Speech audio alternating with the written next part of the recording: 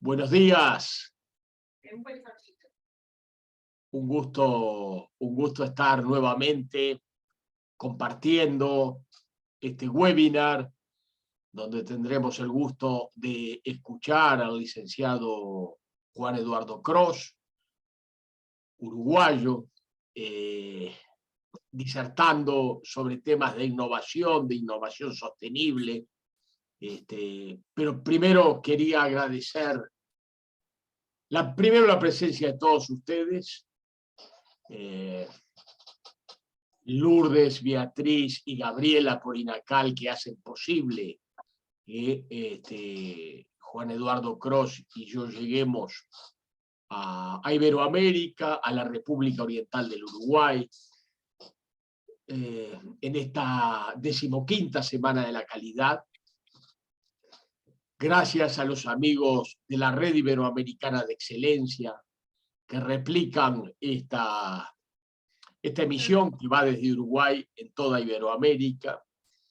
Gracias a los patrocinantes, República FAP, Geocom y Teima, empresas ganadoras del Premio Nacional de Calidad. Ayer tuvimos el testimonio de Geocom, que ha sido muy interesante y que va a estar en YouTube, y le recomiendo a quienes quieren ingresar en el camino de la mejora continua de procesos que escuchen el testimonio de Geocom.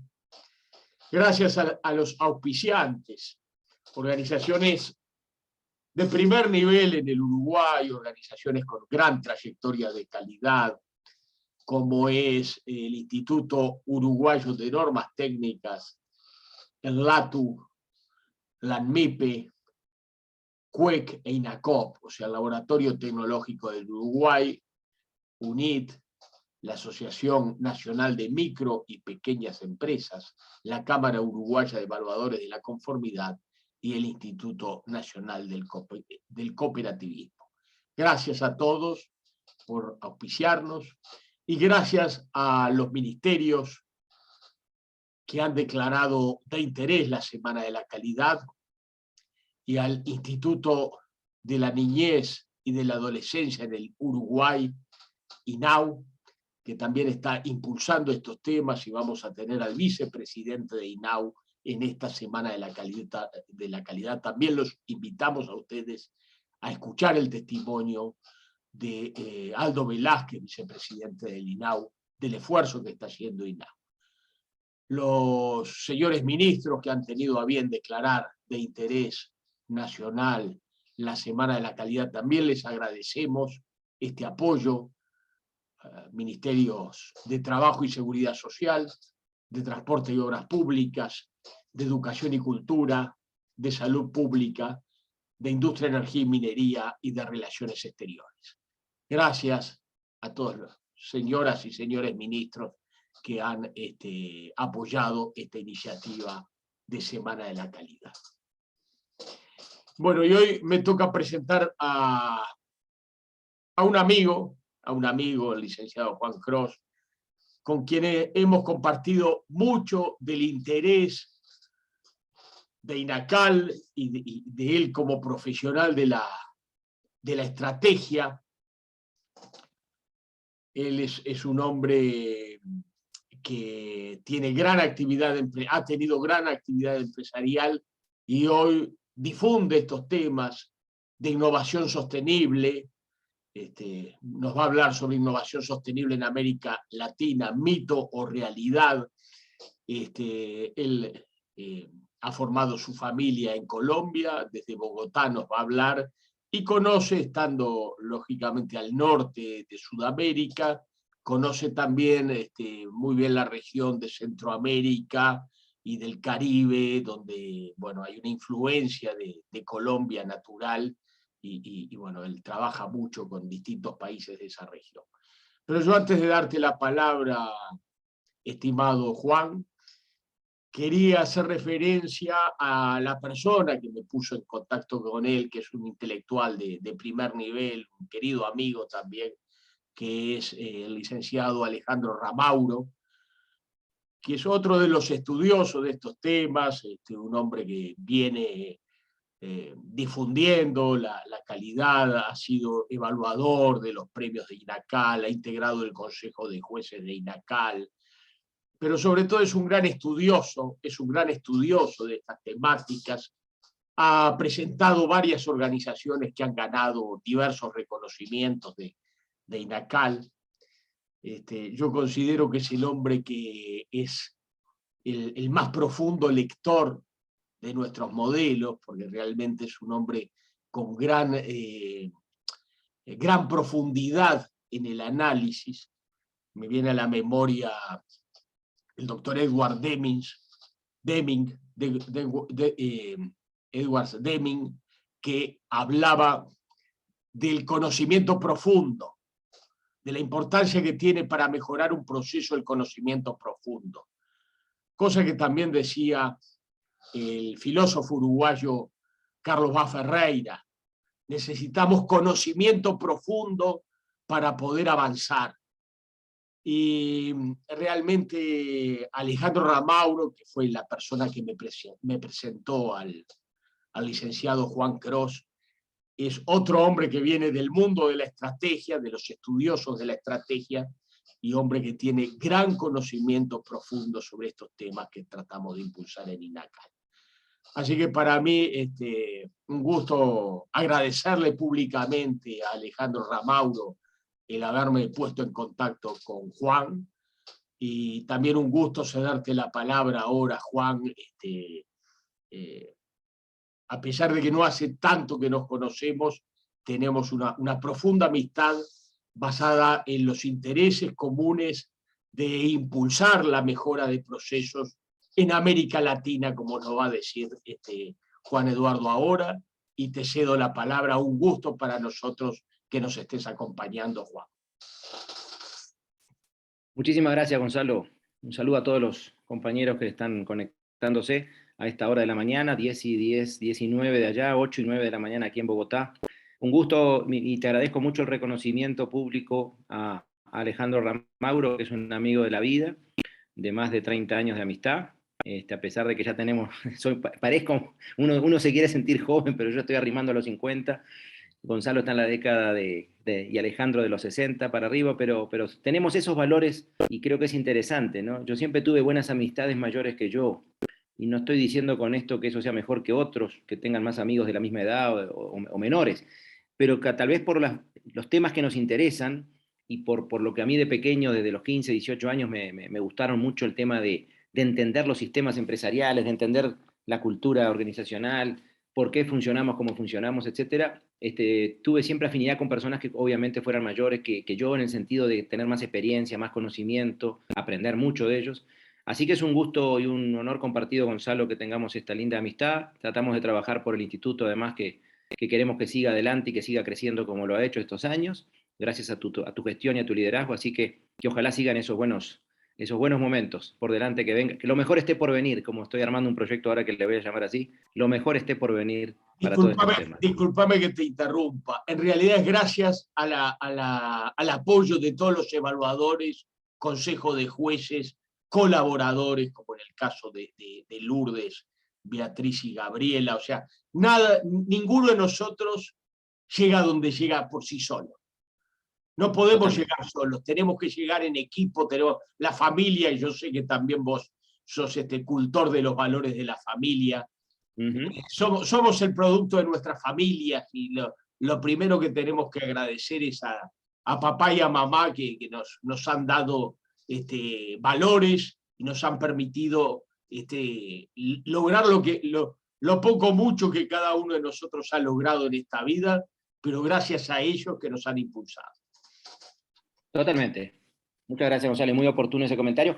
Y para los que no me conocen, decirles que llevo 17 años fuera del Uruguay, pero siento que nunca me terminé de ir, porque los que me conocen más de cerca, amigos y demás, el propio Gonzalo sabe que vamos permanentemente al país, que nos hemos involucrado en temas de política, en temas de ayudar a empresas, y en definitiva, por eso nos encanta colaborar con esta Semana de la Calidad, y escuchamos también conferencias siempre muy interesantes. Así que vamos a lo que vinimos, agradeciendo la presencia de los valientes compañeros que a media mañana no es fácil, obviamente, estar y conectarse. Así que les agradecemos la presencia. ¿Qué vamos a hablar hoy muy rápidamente? Mi estilo es muy dinámico, tratamos de hacer esto muy participativo, no siempre se puede hacer virtualmente, pero bueno, en algún momento si se sienten con ganas de dejar una pregunta por el chat, de levantar la mano, hacia el final vamos a hacer una pequeña mentimeter ahí para que alguno opine sobre cómo cambiar esta situación, etcétera, y con eso cerramos.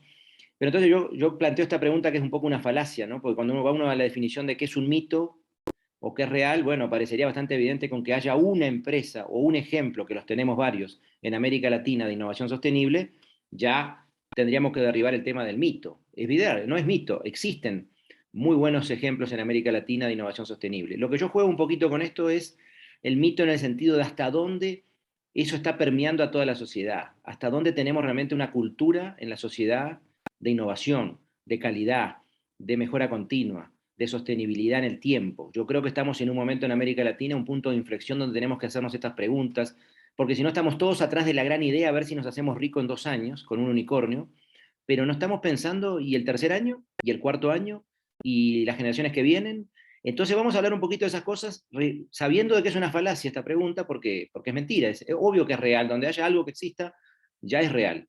Pero yo juego con un poco el tema del mito tampoco para justamente desmitificar un poquito esto de ser ahora emprendedor tecnológico y startero, como le dicen aquí en Colombia, es tener una startup, y tratar de transformarse en un unicornio que valga $1.000 millones antes de cotizar en bolsa. En Uruguay tenemos uno, de local. En Colombia tenemos 4 o 5, pero vamos a analizar después algún ejemplo, algún caso, de si siempre hay que hacer ese camino o hay otros caminos para hacer sostenible la innovación.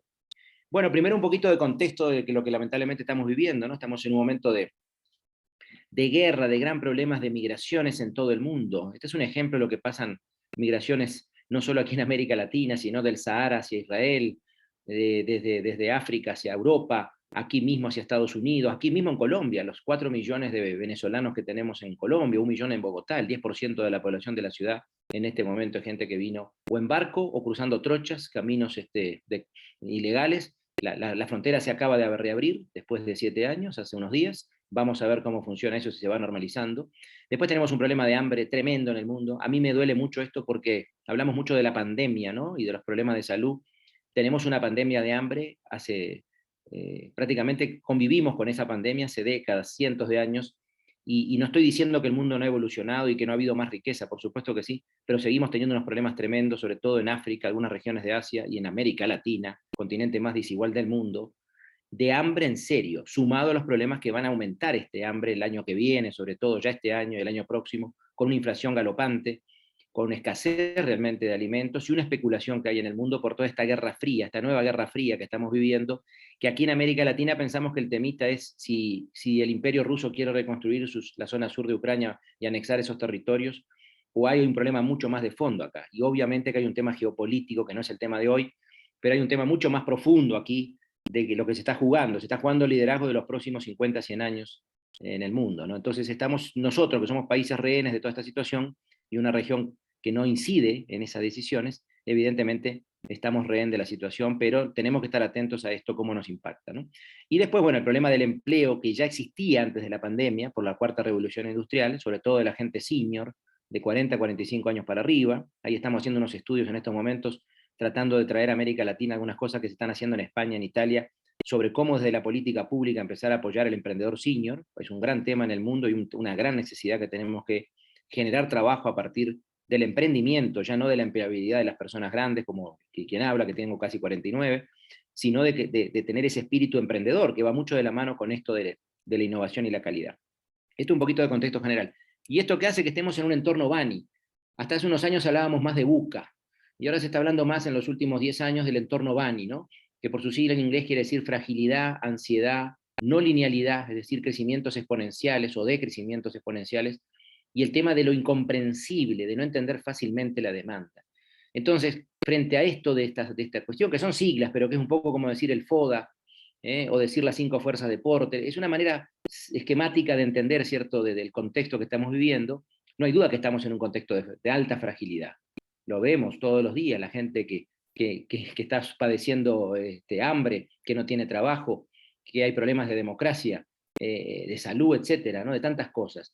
Y eso genera ansiedad, obviamente, y la gente está cada vez más temerosa y puede tomar decisiones equivocadas. Y estamos en una era de las cosas que no son 2x2, 4, y por eso la no linealidad, ¿no? ¿Y esto qué hace? ¿Cómo enfrentamos este entorno? Y bueno, y ahí vienen algunos temas que tienen mucho que ver con los temas que nos interesan a la gente que estamos en la calidad, en la innovación, en la competitividad. Gestión del cambio. Hoy no tenemos tiempo para desarrollar, pero qué tema interesante. Si bien se viene hablando hace tanto tiempo, pero por algo no logramos cambiar. Y nos cuesta una barbaridad a los humanos cambiar a tiempo, porque muchas veces nos cambian los contextos, nos cambian los otros, nos cambian los hechos, nos cambian los acuerdos comerciales, nos cambian las guerras, nos cambian las enfermedades, las pandemias, pero no cambiamos por sí mismos, ¿no? Sabiendo que tenemos información de que tendríamos, como decía Covey, que ser proactivos ante una información que ya anticiparnos al cambio, que ya nos va a determinar que vamos a tener que cambiar. Sin embargo, el ser humano, hasta que no está prácticamente muy enfermo, casi muriendo, o una empresa casi quebrada, o un país que no tenga para pagar como estuvimos en el 2002 nosotros en Uruguay, ahí parece que decimos, bueno, ahora sí parece que es momento de hacer cosas para cambiar. Creo que ese es el gran, parece una obviedad, pero es el gran problema que estamos teniendo, y después lo vamos a ver en los temas de innovación. Yo saqué después una foto del modelo de gestión muy bueno que tiene INACAL de innovación, y vamos a ver después una foto que es la que simplifica de alguna forma los elementos claves, y a mí me parece sumamente interesante ver ese tema, ¿no? Bueno, pero gestión del cambio para enfrentar la fragilidad, nuevas formas de trabajo, no hay duda que las formas de relaciones laborales están y van a seguir cambiando. Poner de una vez por todas en el centro de la estrategia al cliente. Cuando digo el cliente, digo el usuario, digo para quien nosotros hacemos algo, no necesariamente el cliente que paga, sino quién es el que recibe a quién le solucionamos un problema en definitivo, pero ponerlo en el centro realmente de nuestra estrategia. Design Thinking como ejemplo, hay otras, de metodologías de generación de ideas, que es uno de los elementos claves, de uno de los componentes del modelo de calidad de gestión de innovación de INACAL, que hay que generar ideas y gestionar esas ideas. Bueno, Design Thinking es una metodología muy interesante, no nueva, tiene más de 50 años, lo aclaro para aquellos que están usando mucho este concepto como algo novedoso de los últimos 5 o 10 años, es mentira. Design Thinking es una metodología antigua, como casi todo lo que hacemos hoy, ¿eh? Todo es del 70, del 80, de los 90, pero se ayorna un poquito, se le cambian unos nombres, algunas cositas. Lo importante en esto es más de cuándo se crearon o quién lo creó, aplicarlo bien, implementar bien. Yo creo que el gran tema en la estrategia, yo que integro la Sociedad Latinoamericana de Estrategia, el gran debate que estamos teniendo es, dejemos de hablar tanto de estrategia y crear tanta teoría de la estrategia y tanto manual y tanto preparativo y tanto plan, si no empecemos a implementar cosas, aunque nos equivoquemos. Pero tenemos que cambiar el paradigma de tener la seguridad total para implementar estrategia y ejecutarla. No, vayamos ejecutando, y si nos equivocamos corregimos sobre el proceso y seguimos adelante. Pero eso de pensar en tener la estrategia perfecta, el plan perfecto, los recursos completos, para ver si algún día implemento algo, es lo que también nos tiene complicados, ¿no? Bien, el cloud, el mundo cloud, que estamos en el mundo de la nube, hasta la gente que a veces dice, no, yo no estoy en la nube. Bueno, si tenés un Hotmail, un Gmail, ya te pusieron en la nube. Y lo peor es que tú no lo provocaste el cambio. Te están cambiando y te están manejando la información. O si tienes un celular, te rastrean lo que buscas en Facebook, en Google, etcétera, ¿no? Así que estamos todos en la nube, computacionalmente hablando. El gobierno de datos, muy importante. El tema de la ética en el gobierno de datos es un debate que el mundo también lo pospuso por la pandemia, pero ahí el tema de la sostenibilidad, porque acá estamos atando a temas de innovación con sostenibilidad, el tema de cómo hacemos sostenibles estos procesos de que nos manejen nuestra información, nuestros datos, y tengan claro qué nos gusta, qué nos disgusta, a qué hora hacemos tal cosa, a qué hora comemos, a qué hora nos conectamos, cuántas horas estamos conectados, etcétera, qué miramos, tiene que haber un tratado, un acuerdo internacional para gobernar esos datos. Y estamos en la era de las organizaciones exponenciales, no el crecimiento lineal, lo que decíamos, ¿no? Sino buscar organizaciones de alta excelencia que generen esos crecimientos exponenciales. Ahora, el gran desafío acá, y lo vamos a ver en algún ejemplo, es cómo hacemos sostenible una organización exponencial. Porque el problema de las organizaciones exponenciales es que pueden crecer muy rápido en 3, 4, 5 años. Miren lo que le pasó a WeWork.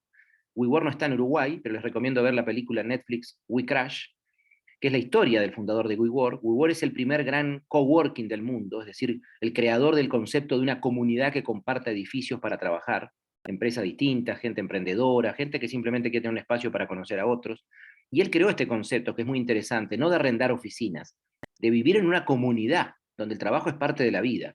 Y ahí hay una serie de cosas muy interesantes desde el punto de vista de la idea de él. El problema es que nunca ha dado dinero, nunca ha dado dinero, nunca ha dado rentabilidad.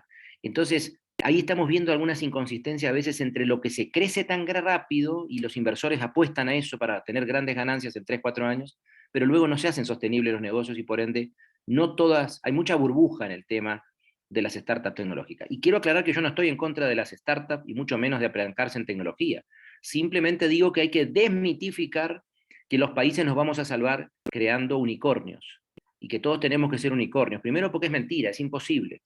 Va a haber un unicornio cada 10.000 proyectos, o sea, o cada 100.000 proyectos. Después les voy a mostrar una gráfica de cuántos unicornios hay en Uruguay y en el mundo, y se van a dar cuenta que la incidencia en la riqueza es mínima, más allá de como buen faro, buen ejemplo de prácticas y demás, puede ser interesante.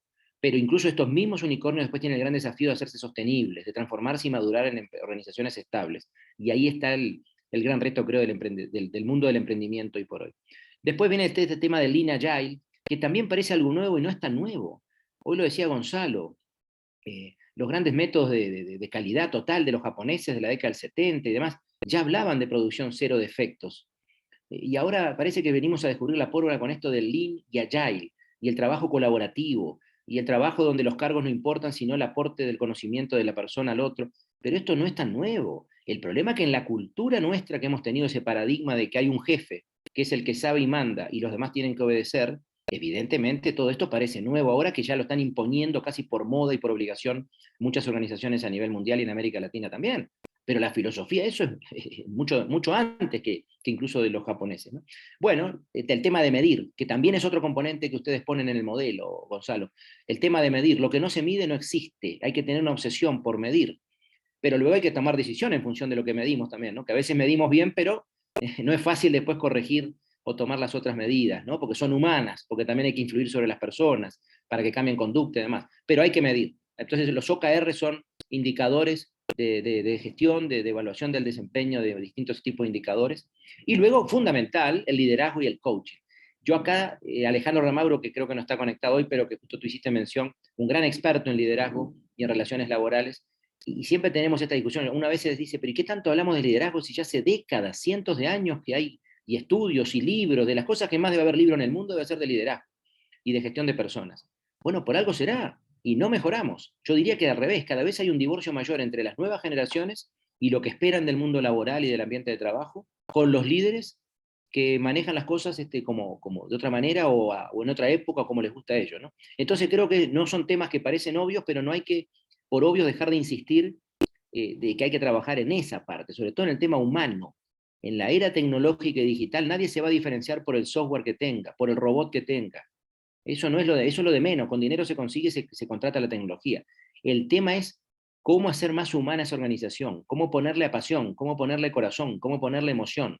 Y ahí viene el liderazgo empático, que luego vamos a hablar un poquito también del liderazgo empático, fundamental para el liderazgo que se necesita hoy por hoy, ¿no? Esto simplemente para recordar lo que ya todos conocen, y más a nivel de una comunidad de expertos como la que estamos, pero que a mí me preocupa porque los repasamos rápido y decimos fin de pobreza, hambre, cero, educación de calidad, igualdad de género, agua limpia, agua que no tenemos, que Santiago de Chile ya está restringiendo el agua y está sustituyendo las plantas de los espacios públicos para poner plantas que no necesitan agua, ¿no? O plantas de plástico, de materiales que no son naturales. Agua limpia donde no hay agua. Ciudad del Cabo ya hace años que restringe el agua y ha habido momentos que no tienen agua para poder tomar en Sudáfrica. En fin, a mí me da un poco, lo pongo porque me da un poquito de vergüenza, sinceramente, cuando leo estos objetivos, y no nos estamos echando la culpa a los que estemos aquí hoy, aunque cuota parte seguramente de responsabilidad tendremos, pero que prácticamente ninguno de estos objetivos, no solo no lo hemos cumplido, sino que yo siento que nos estamos como alejando de los objetivos. Y si yo no estoy mal, lo habíamos puesto para el 2030, y ya ahora se corrieron unos añitos más, pero incluso aunque le pongamos 2080, si seguimos actuando no en función del objetivo, y simplemente los ponemos para decorar un fondo de pantalla, un manual de procedimiento en una empresa, en una cartelera, en fin, pero no cambiamos las conductas que nos lleven algún día a lograr estos objetivos, la verdad, todas estas cosas se van a quedar en lindas promesas, ¿no? Entonces simplemente lo pongo para tenerlo siempre, que esto era un compromiso y sigue siendo un compromiso, pero que yo veo que cada vez hemos avanzado en temas de género, es verdad, aunque todavía hay mucho por hacer, pero todo el tema del clima, vida submarina, ecosistemas, paz y justicia. Miren, les hablo de Colombia, ¿no? ¿Qué ejemplo de paz y justicia tendremos que construir eso de aquí a los próximos 20, 30 años, con lo que eso va a significar de posponer otros temas prioritarios para el país? En fin, es un tema complejo, pero que estamos en el debe en prácticamente todas estas cosas. Pero frente a esto hay buenas ideas, hay buenas noticias. Digo, la economía circular y la industria 4.0, yo creo que sí ya empieza a ser más real. uno empieza a ver cada vez más gente que está aplicando, incluso en Uruguay hay un movimiento de la Cámara de Industrias muy interesante, de jóvenes industriales o hijos de industriales tradicionales que han creado una especie de comisión interna para trabajar todos los temas de la industria 4.0, y hay muchos ejemplos en Uruguay, en América Latina. Entonces uno, frente a lo otro, uno dice, bueno, a veces la mala noticia, como decía Gonzalo, el chisme, tapa la buena noticia más anónima, o de algunos pocos, que todavía somos pocos tal vez, pero que se vienen haciendo cosas y uno se tiene que agarrar de eso para ser optimista hacia el futuro, porque si no realmente el panorama se pone muy, muy triste y negativo, ¿no? La economía circular también todos lo sabemos lo que es, el concepto de tratar de prevenir, de no generar desechos, y sino por lo menos de reutilizar y reciclar, ¿no? Y bueno, este modelo, podemos ver un ejemplo de Triciclo, que algunos deben conocer, la empresa chilena, muy interesante, de lo que ha hecho en este tema y como ejemplo de liderazgo de triple impacto, ¿no? A mí me gusta poner algunas cosas de contexto mundial, porque para que nos ubiquemos de lo que es el contexto hoy del top 10 de los países innovadores, de las economías más innovadoras del mundo, y donde América Latina obviamente está clarita, tirando a blanco y con algún colorcito verde claro, en las economías más grandes básicamente, que es Brasil, Argentina y algo México, un poquito Chile, y hasta por ahí, de hecho Uruguay ahí ni figura en el ranking, ¿no? Y esto es importante tenerlo, esto es del 2019, incluso esta gráfica antes de la pandemia la ponía para justamente que nadie piense que la pandemia pudo afectar más o menos esto, ¿no? Al contrario, lo profundizó. Pero ¿a quién tenemos en primer lugar? A Corea del Sur, un país que en la década del 70 era más pobre que Colombia y que la mayoría de los países de América Latina, ¿no? Y en 50 años hoy lidera las economías más innovadoras del mundo. Claro, alguno me dirá, bueno, pero ellos son otra cultura, Juan, otra civilización. Bueno, ahí es donde tenemos que empezar a entender algunos elementos que nosotros no vamos a hacer jamás de la cultura china, japonesa, israelí, de Corea del Sur, pero sí entender qué valores hay ahí y qué elementos que hacen que esta gente de alguna forma pueda haber logrado esto en tan poco tiempo, ¿no? En segundo lugar, Alemania, Suiza, bueno, pero me quiero quedar con países como Singapur, como Israel. Interesante el tema israelí, que vamos a tener una conferencia el jueves de un colega israelí que es excelente, que el año pasado nos tiró las orejas, incluso en su conferencia a Uruguay en particular, con el tema de la visión un poquito atrasada que hay sobre la carne genéticamente modificada, o la carne que de alguna forma se produce en laboratorio sin criar a los animales, pero que Israel ya está empezando a exportar.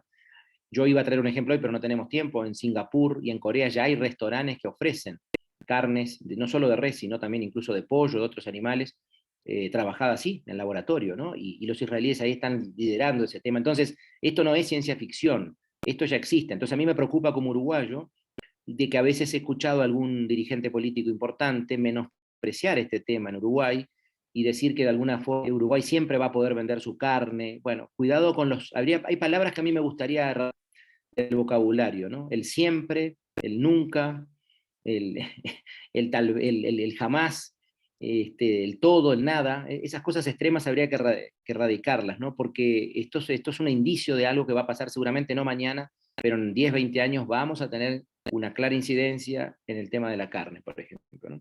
Bueno, simplemente para ver lo atrasado que está América Latina en esto. Acá lo que le decía de los unicornios. Unicornios son empresas que están valoradas en $1.000 millones y que no operan en bolsa, es decir, que a partir de ahí ingresan a la bolsa para operar.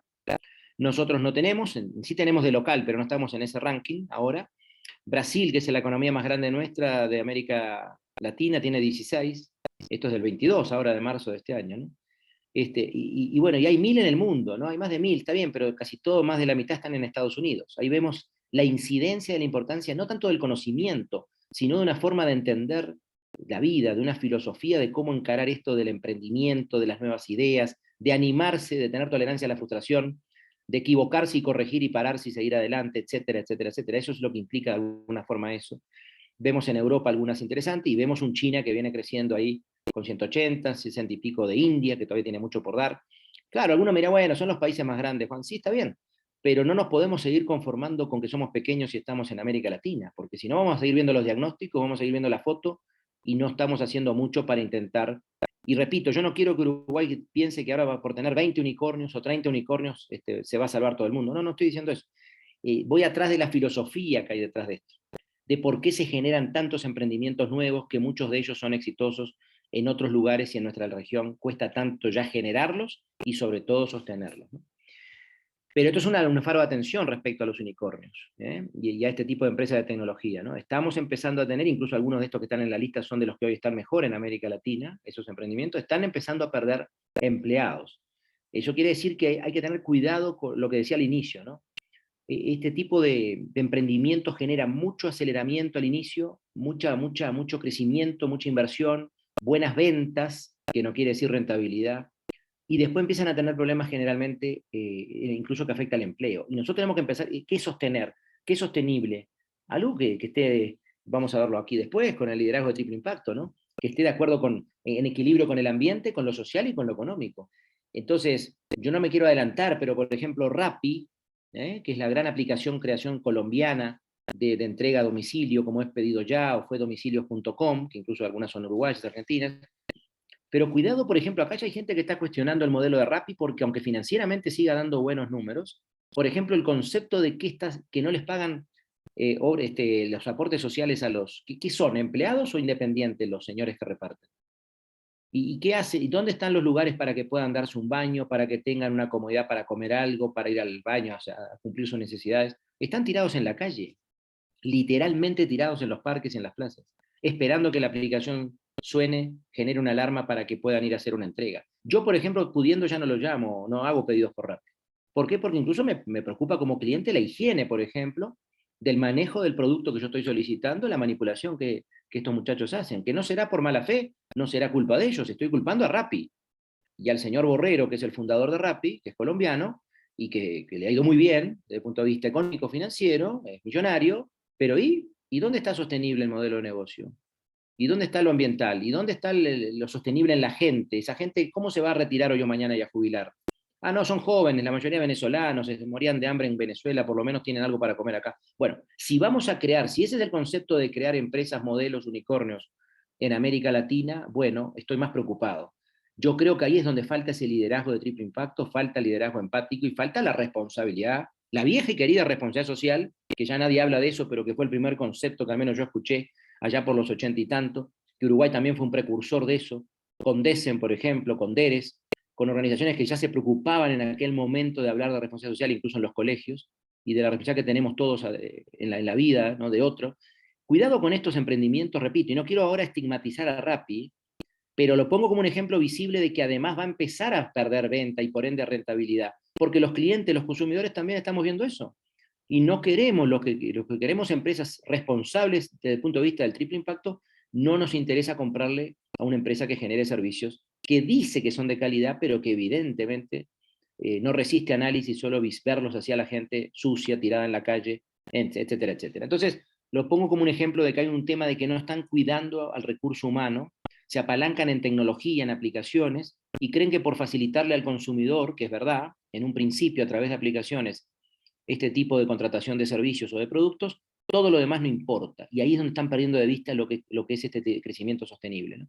Bueno, acá algunos desafíos que tenemos todos, y más un país como Colombia, ustedes saben que acá cambiamos de gobierno, tenemos un gobierno de izquierda por primera vez en la historia, del señor Gustavo Petro, veremos qué pasa, hay expectativas de unas y de otras, yo soy de los optimistas por definición, en el sentido de que era bueno que se rompiera un mito al menos, ¿no? Y que vamos a dar una oportunidad a ver qué pasa, pero más allá de esa discusión, está frente al gran dilema de él quiere acelerar la sustitución del petróleo por la energía eléctrica y las energías renovables.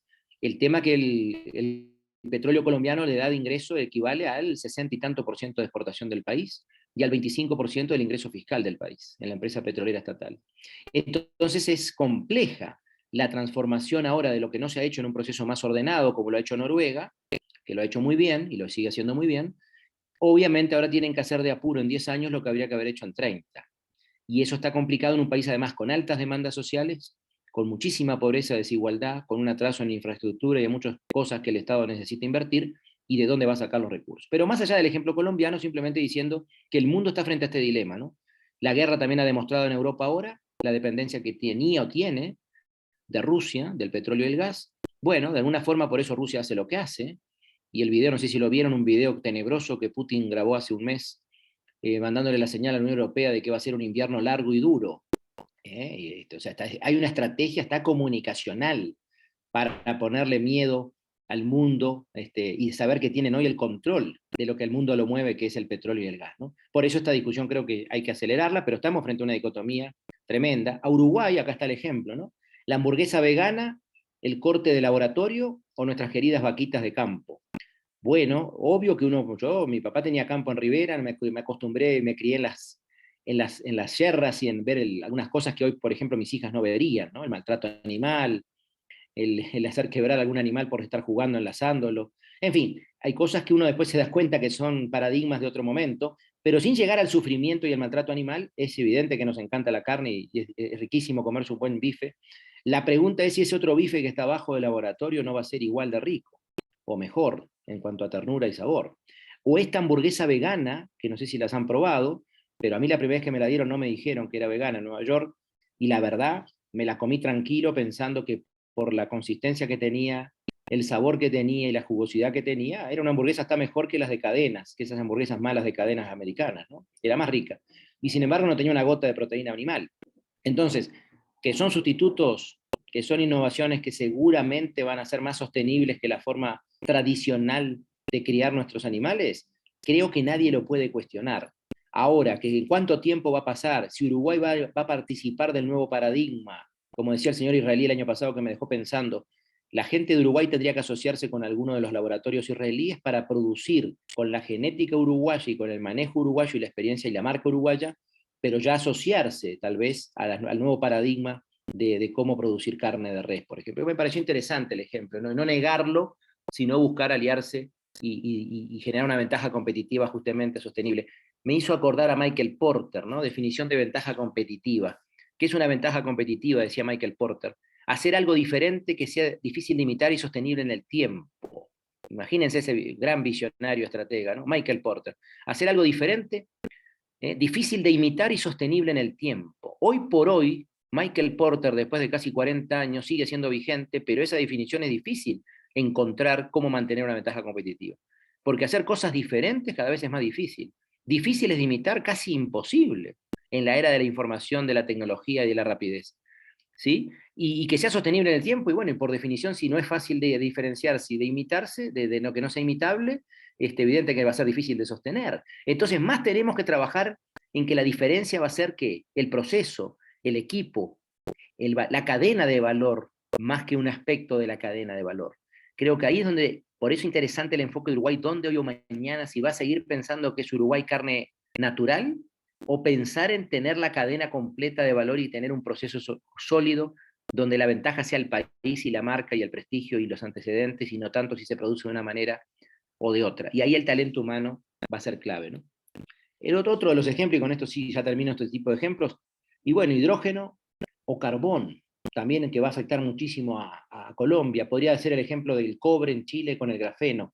Es decir, en síntesis, que estamos frente a un cambio de paradigmas en las fuentes de energía, creo que no hay duda, pero lo que va a implicar eso sobre todo es el cambio de qué tipo de nuevas necesidades y por ende de nuevos productos y servicios vamos a poder generar a partir de estas nuevas energías. Pero primero hay que cambiar la cabeza, decir, no, tenemos que seguir en la lógica del combustible o de la economía carbonizada. No, ese paradigma, por más que vivamos 20, 30 años más así, bajo ese paradigma, pero ya para adelante no podemos, desde hoy tenemos que cambiar el concepto. Y aquí vamos llegando a lo más interesante. Esto está sacado exactamente del PDF que está colgado en la página de INACAL, en una de las secciones al inicio del Manual de Gestión de la Innovación. Por supuesto que es riquísimo leerlo completo y tendríamos que mostrarlo más, pero simplemente me quedé con esta foto porque me pareció interesante.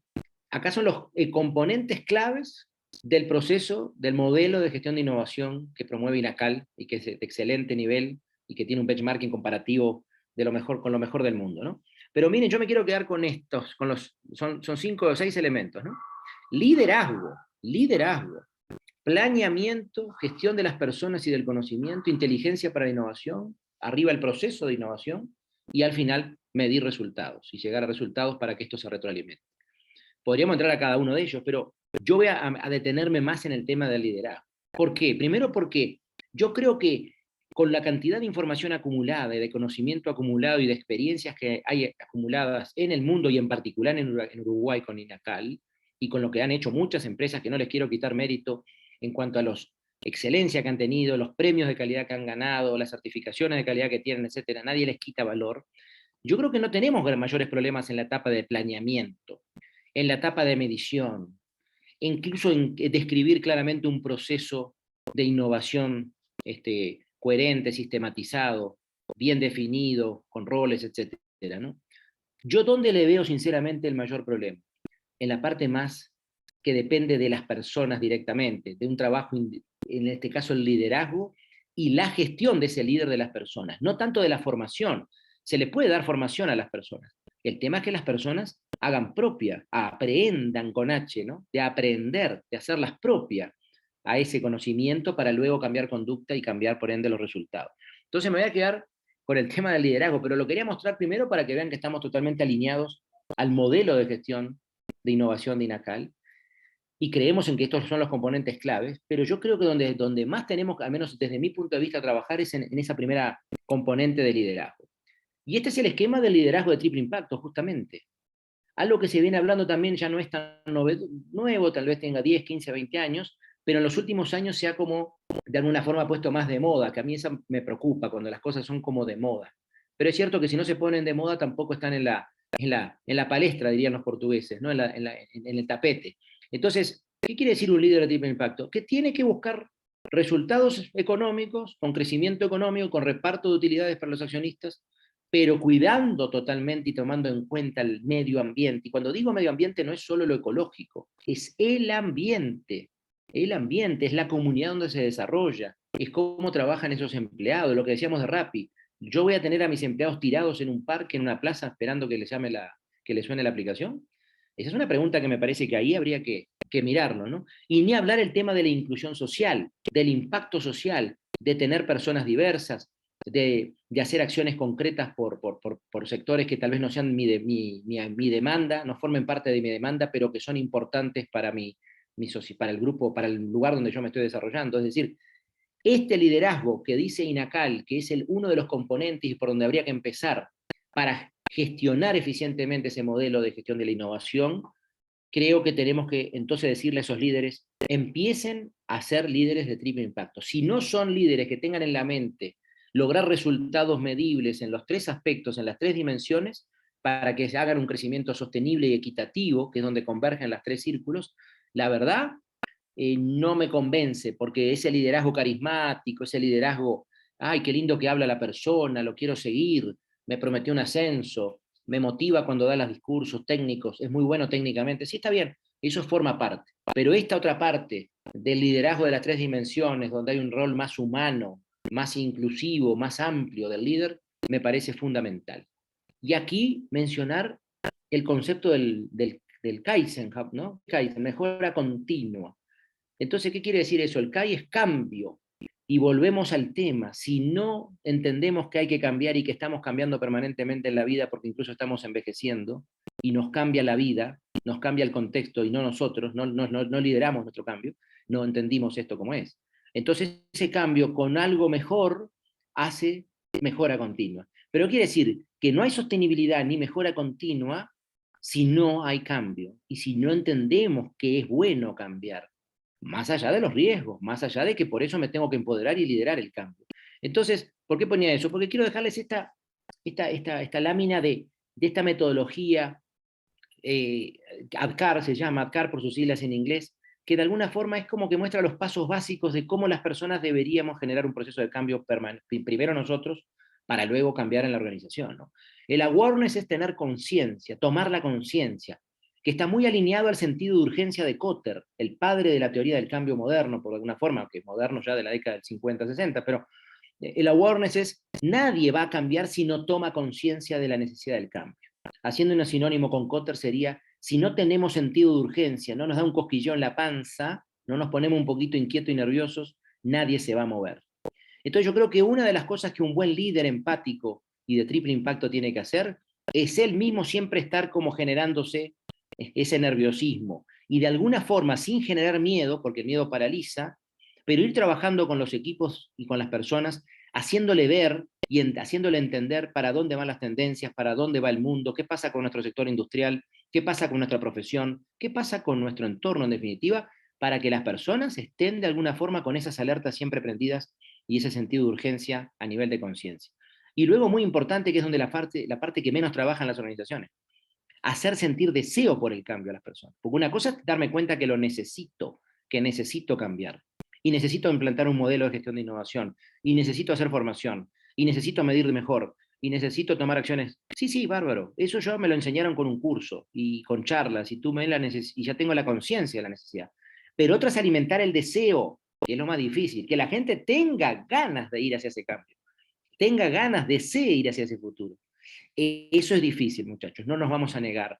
Y más en la cultura latina nuestra, conservadora, cortoplacista, donde si a uno le dicen dentro de 10 años vamos a ver los beneficios de este cambio que iniciamos hoy, y ustedes que son de gente de calidad saben perfectamente que muchas veces esos procesos son largos, tediosos, que los resultados a veces no son tan visibles en los primeros años. Ahí hay que ser muy inteligente en cómo hacer endomarketing de estos proyectos, ¿no? Cómo venderlos bien hacia adentro, cómo comunicarlos bien los beneficios, cómo ir logrando hitos de corto plazo, etcétera. Eso ya es estrategia de cambio. Pero quiero decir, si no estimulamos el deseo realmente, las personas no van a ir hacia el cambio. Y si no vamos hacia el cambio, por definición, las cosas van a cambiar igual, pero sin ser lideradas por nosotros. Lo que es más grave, nos van a cambiar los otros. Lo que diría Allrise, el padre del posicionamiento, en su libro posicionamiento al medio, cuando te posicionan los demás, el mercado, la competencia, la sociedad, pero no nosotros, ¿no? El knowledge, el tercer elemento del conocimiento sobre entender el problema y capacitarnos de las nuevas herramientas, metodologías, eso yo no lo veo tan complejo. Yo creo que, y más en Uruguay, un país, repito, donde hay buen conocimiento, donde hay buenos antecedentes, donde hay muy buenos expertos, creo que el tema del knowledge, el problema es que el knowledge en alguien que no desee cambiar y no quiere ese knowledge, la verdad es como un saco roto. Por mejor formación que le haga, por mejor conocimiento que le entregue, si él no quiere y no desea, que es la etapa 2, no va a tener el mismo resultado. El cuarto, que no es lo mismo, una cosa es tener la competencia y otra la habilidad. ¿Cómo implementamos esos nuevos conocimientos? ¿Cómo los mostramos? ¿Cómo somos embajadores del cambio? ¿Cómo le mostramos a los demás que son más reticentes al cambio esto? Un gran tema de desarrollo de habilidad que es permanente, porque yo la competencia la puedo formar con capacitaciones en algún momento, pero la habilidad la tengo que trabajar en el día a día, es un desarrollo permanente.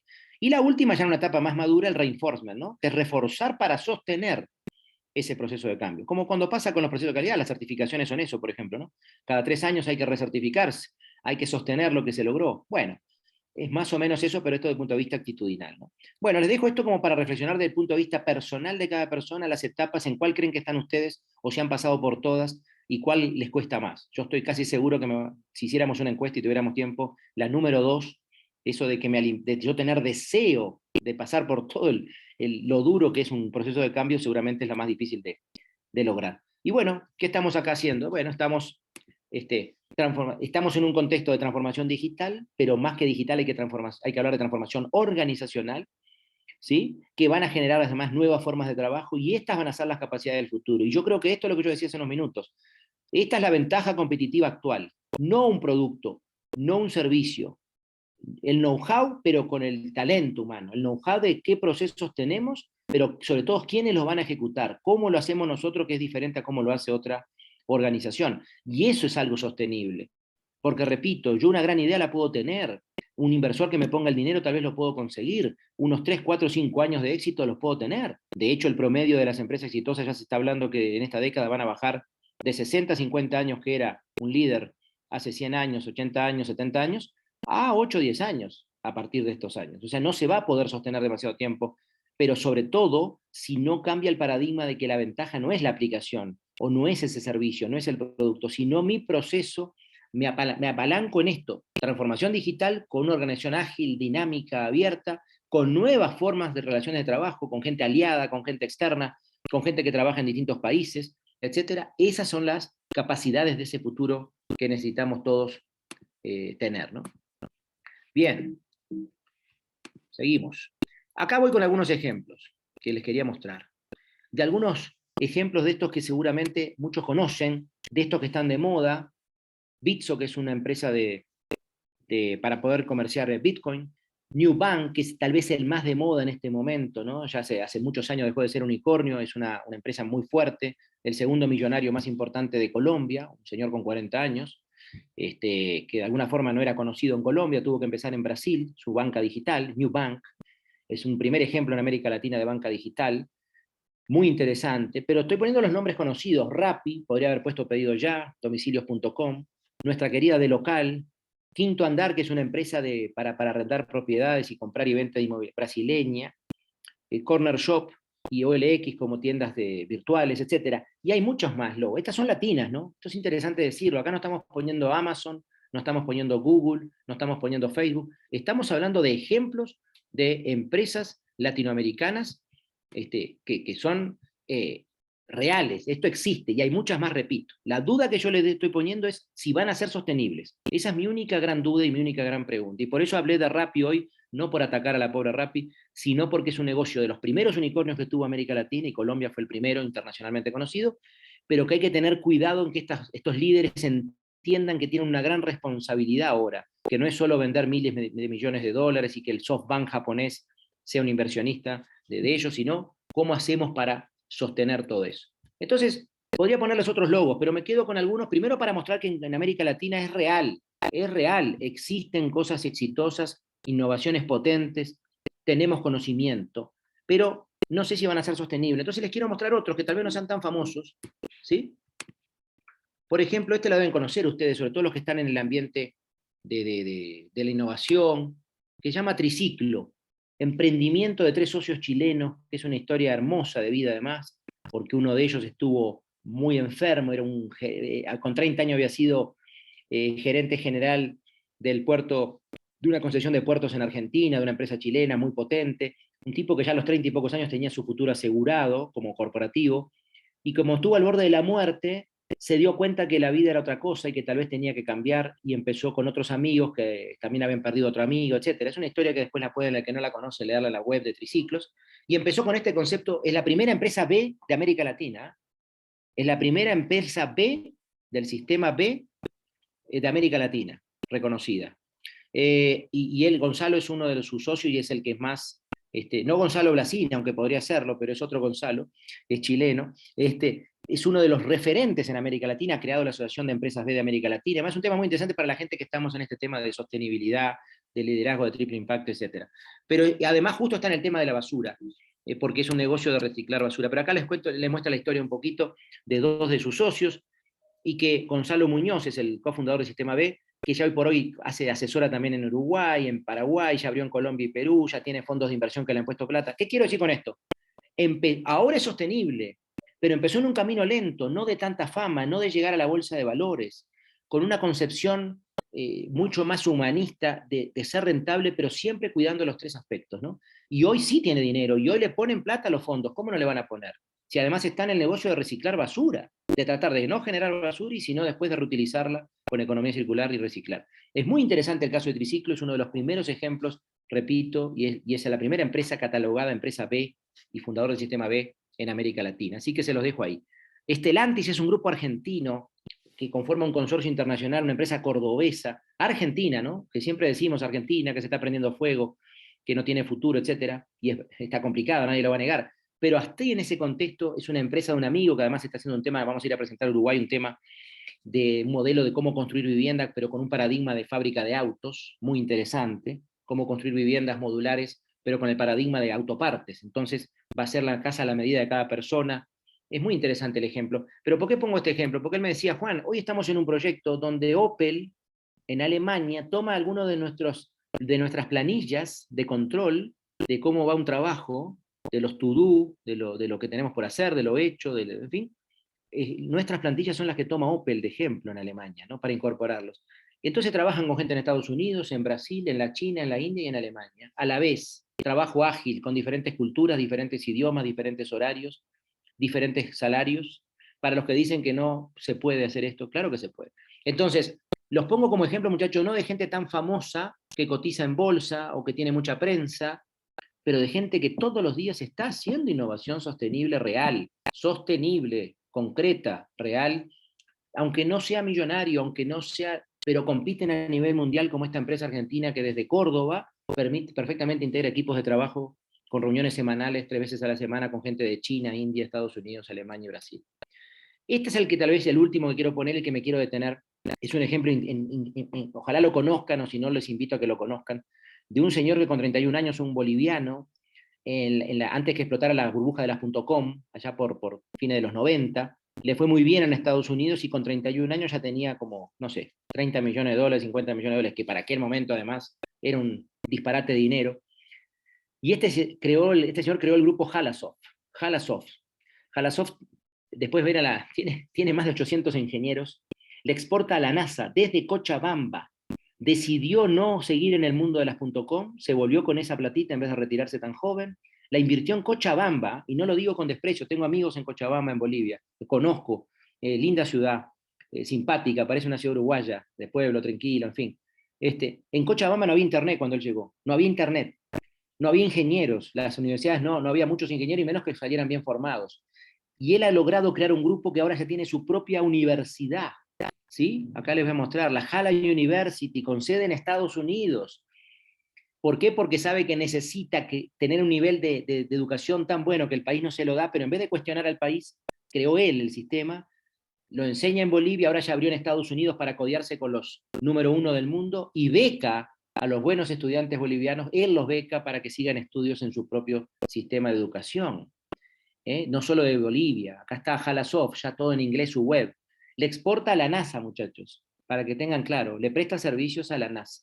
Un ingeniero boliviano que tuvo la decisión, la valentía, el liderazgo con 31 años, de montar y de creer que desde Cochabamba, que no había internet, podía crear una empresa y soñar en grande, sostenible, que hace más de 20 años existe y que le vende a los mejores actores del mundo de la tecnología y la ingeniería de Estados Unidos y del mundo. Entonces, ¿por qué se los pongo? Porque tal vez no lo conocían, él estuvo en Uruguay en un evento, esta página es del diario El País, del año 18, yo lo vi acá en Colombia, ahí por esa misma época, fue un momento que la CAF, la Corporación Andina de Fomento, salió a mostrar este caso y a conocer a este señor.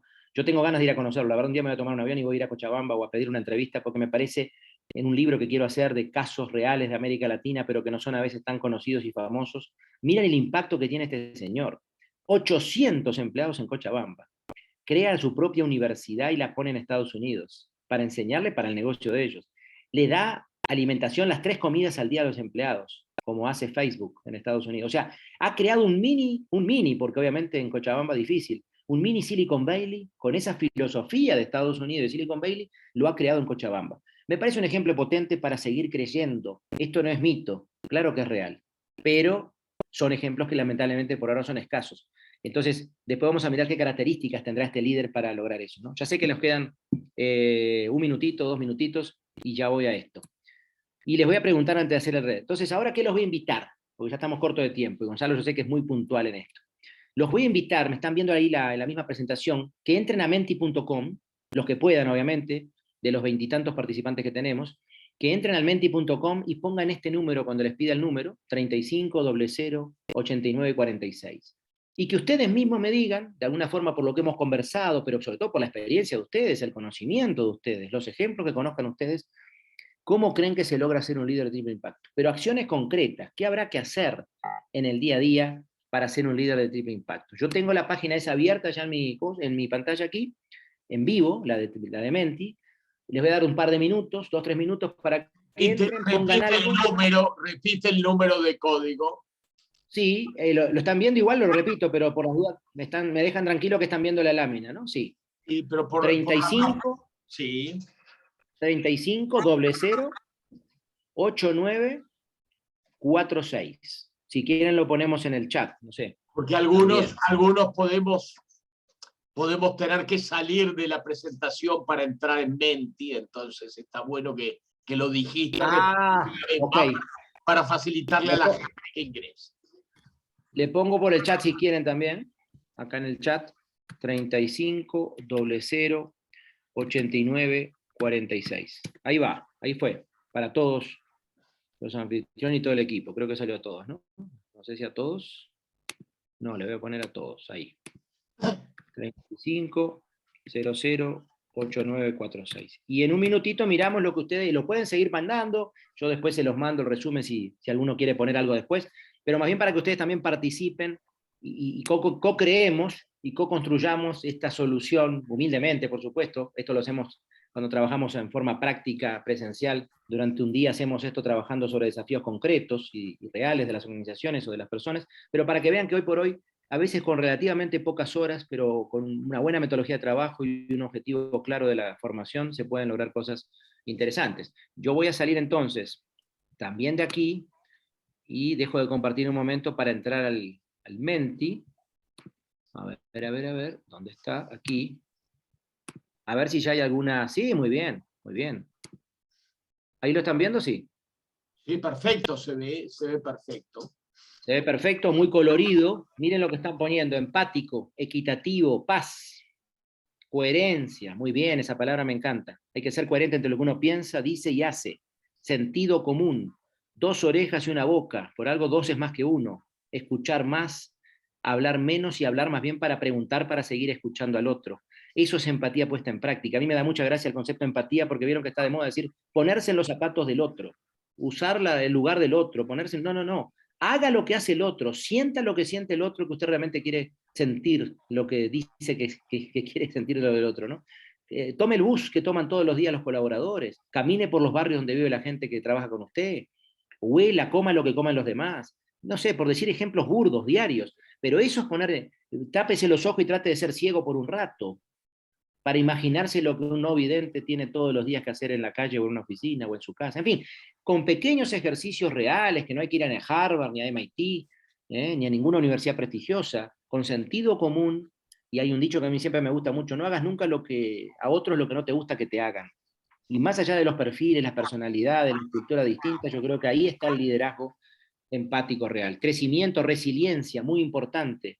Tolerancia a la frustración. En nuestros países, en nuestra cultura latina nos dice: si emprendés algo y te va mal, bien hecho. Yo te advertí que te iba a ir mal. Cuando tenemos que fomentar, como se hace en Singapur, en Corea, en Israel, equivóquese, pero aprenda. Y equivóquese varias veces, porque cuanto más rápido se equivoque y aprenda más, en alguna le va a pegar y le va a acertar. Pero el concepto del fast innovation y de la tolerancia a la frustración y de la resiliencia bien entendida y del aprendizaje de lo negativo es un tema de paradigma que tenemos que cambiar muchísimo. Bueno, ahí hay otras palabras: respeto, muy bien, ejemplo. Y ahí... Te voy a interrumpir solo para dar un mensaje, Juan, porque estamos Sí, pasando la hora y puede haber ya gente que... termino, ¿no? No, no, no, no. Yo te dejo porque tú creo que lo que estás diciendo es muy rico y la gente va a desear más de esto porque es muy rica la disertación.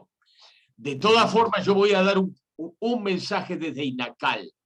INACAL está para impulsar estos temas que tú decís. El modelo uruguayo de gestión de innovación está hecho por profesionales uruguayos para impulsar desde la República Oriental del Uruguay todo esto que tú estás diciendo y para impulsar a las organizaciones en el camino del desarrollo sostenible. Entonces, este es mi mensaje. O sea, para eso estamos firmes acá a pesar de los avatares que hemos sufrido en las tormentas que ha sufrido el Instituto Nacional de Calidad, y gracias a personalidades como nuestro común amigo Alejandro Ramauro y muchos otros que participan y sostienen intelectualmente al INACAL, gracias a ellos el INACAL está muy fuerte. Así que te dejo a ti seguir, porque es muy rico lo que estás diciendo. Solo para terminar, y coincido totalmente, estimado, ahí ven la presentación de nuevo, creo, sí. Ah, no, estoy en la web, no puse la presentación. Esperen que... ¿Dónde está? Solo para terminar... ahí la ven, sí. Solo para terminar, que me alegra mucho porque ni que lo hubiera hecho a propósito, mi conclusión está muy alineada a lo que ustedes pusieron. Seguramente la experiencia a esta altura indica que generalmente estamos muy alineados entre lo que uno quiere dar como mensaje y lo que sabemos que las personas ya saben y esperan. Esta fue la que ustedes llenaron. Y aquí la última. Y les dejo muchas gracias y al espacio. Y si tienen algún intercambio y tenemos unos minutos, con mucho gusto me quedo, aunque estamos pasados. Pero los elementos que yo creo que hacen a ese líder de triple impacto, y lo que ustedes mismos algunas cosas pusieron: disciplina, gran problema en América Latina. Disciplina. ¿Quién dijo que para ser innovador no hay que ser disciplinado? Al contrario, los japoneses tienen una frase muy buena que dice: la disciplina algún día vencerá la inteligencia. Sin disciplina no hay nada, y los israelíes son un ejemplo de innovación sistematizada.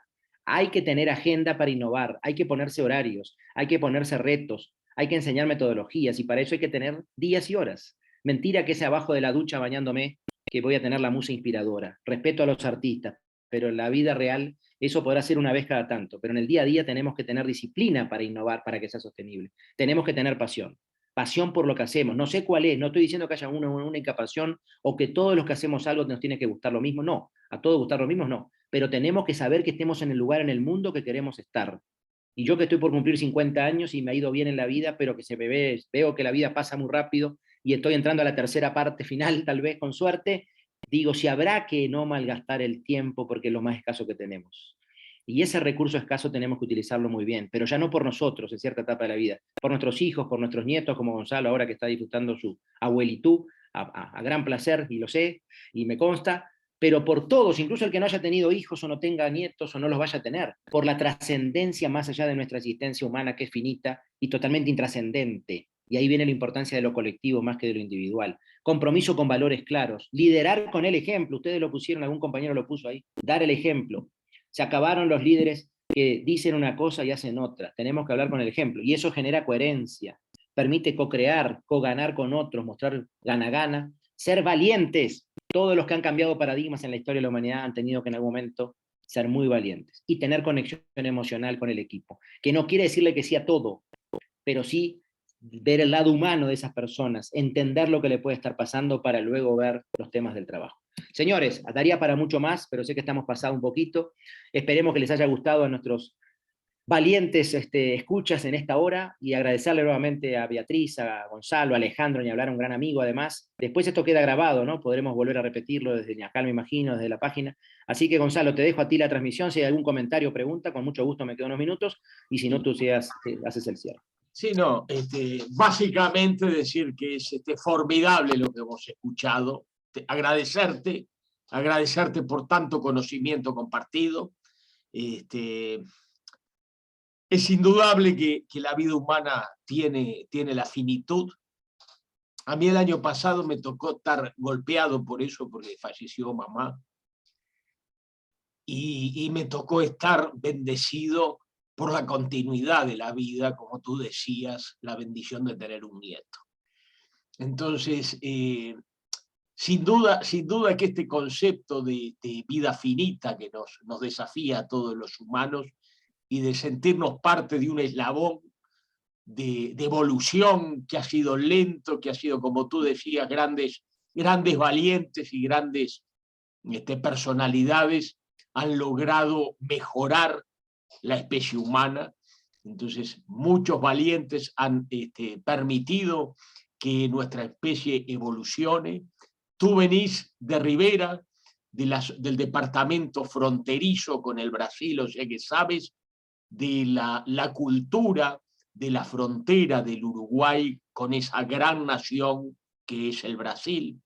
A mí me cambió, hace 11 meses me cambia la perspectiva de vida, porque mi nieto vive en San Pablo, es brasilero, y bueno, me cambia la perspectiva, porque yo siempre había tenido una perspectiva muy basada desde Montevideo, desde mi país, desde la República Oriental del Uruguay, muy artiguista, sean los orientales tan ilustrados como valientes, que está en la base genética de lo uruguayo.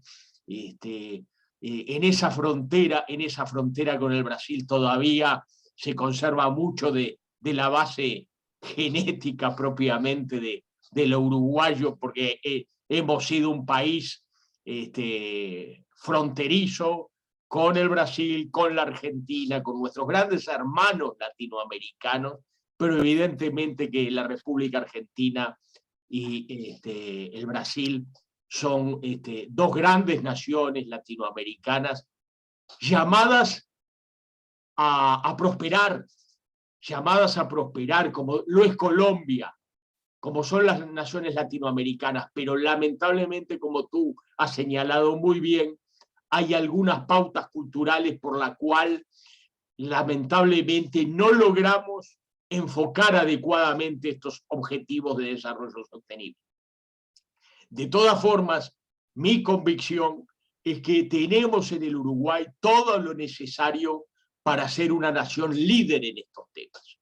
Entonces, creo que la bandera del artiguismo, que hace 200 años estableció que el Uruguay iba a ser una nación líder, aunque evidentemente el general José Gervasio Artigas quería una patria grande, mucho mayor, evidentemente llegó a liderar la Liga Federal, que era mucho mayor que lo que es el Uruguay ahora, pero eso que está en la genética del Uruguay nos llama a abordar con inteligencia, con conocimiento y con valentía estos temas que tú estás abordando. Sabemos que estamos desde el Instituto Nacional de Calidad impulsando estos temas con grandes, mencionamos a Alejandro Ramauro, pero tengo, a ti que te gusta, nos gusta el fútbol, como por más que tuvimos un partidito hace poco, Bueno, pero nos gusta está feliz, está bien. Pero Juan, el fútbol también es parte de nuestra cultura y nos enseña lo que es la excelencia.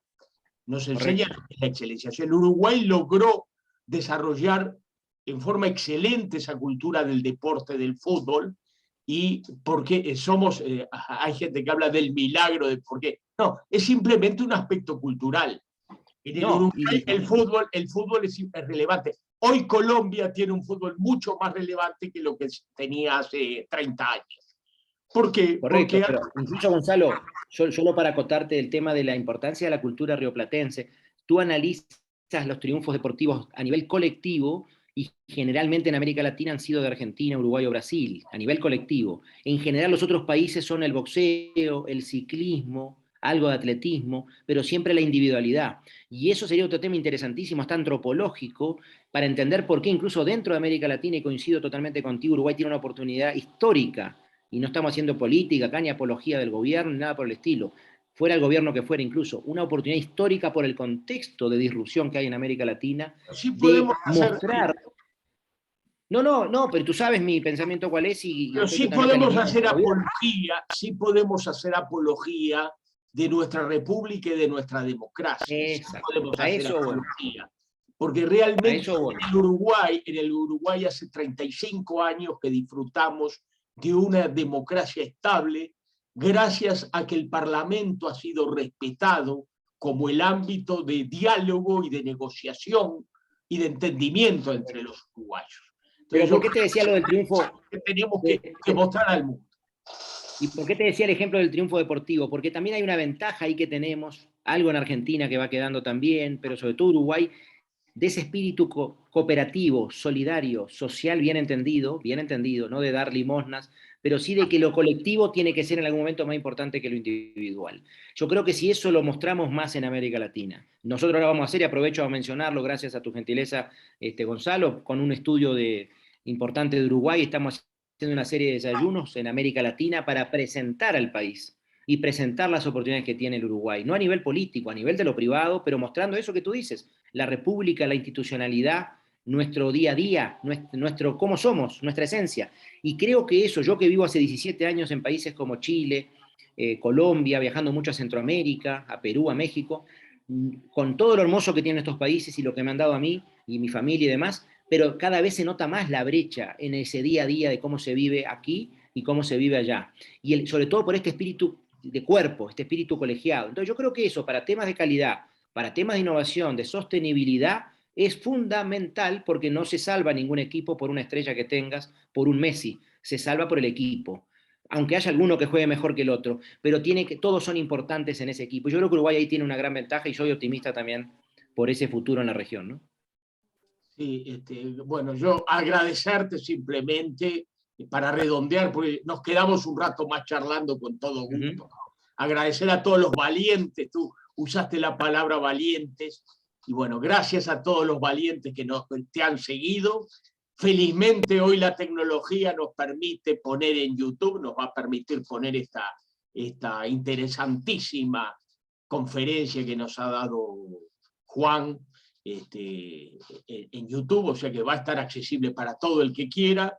Y agradecerle a Alejandro nuevamente, porque realmente el pase, a nosotros que nos gusta el fútbol, el pase que me dio Alejandro cuando me dijo, mirá, Juan es un hombre valioso, integralo,